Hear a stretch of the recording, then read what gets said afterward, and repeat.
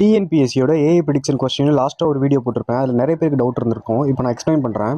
இது லாஸ்ட் 13 வருஷம் கொஸ்டின் பேப்பரை வச்சு அனலைஸ் பண்ணுது. அதில் மொத்தம் 37 செட் இருக்குது. மொத்தம் 2000க்கும் மேலே கொஸ்டின்ஸ் இருக்குது. ஸோ இதோட ப்ரிடிக்ஷன் பார்த்தோம் அப்படின்னா 80% to 90% வரும்.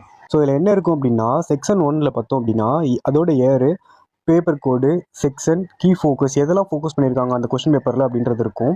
செக்ஷன் 2ல் ரிப்பீட்டடாக என்ன கொஸ்டின்லாம் கேட்டிருக்காங்க அப்படின்றத அனலைஸ் பண்ணி கொடுத்துரும். ஸோ இதோட டாபிக், இதோட ஏர் எத்தனை வாட்டி ரிப்பீட் ஆகிருக்கு, அதோட கவுண்ட்டு, எத்தனை வருஷத்துக்கு ஒரு தடவை ரிப்பீட் ஆகிருக்கு அப்படின்றது முதற்கொண்டு வந்துடும். ஸோ அதோட ப்ரியாரிட்டி லெவலும் கொடுத்துரும். இது வந்து எக்ஸ்ட்ரீம் ஹை அப்படின்றது. ஸோ இந்த ரிப்போர்ட்டில் கிளியராக பார்த்தாலே தெரியும், இலக்கணம் வந்து இன்க்ரீஸ் ஆகிட்டே தான் போயிட்டுருக்கு.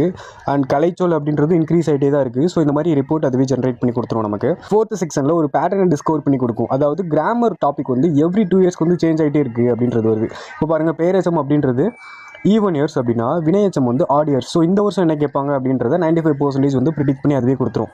5வது செக்ஷனில் 2026ல் என்னெல்லாம் கொஸ்டின் கேட்பாங்க அப்படின்றத அனலைஸ் பண்ணி கொடுக்கும். ஸோ இதோட லிங்க் வேணும்னா லிங்க்னு கமெண்ட் பண்ணுங்கள். அண்ட் ஆல்சோ என்னோட பயோலையும் இருக்குது, செக் பண்ணி பாருங்கள்.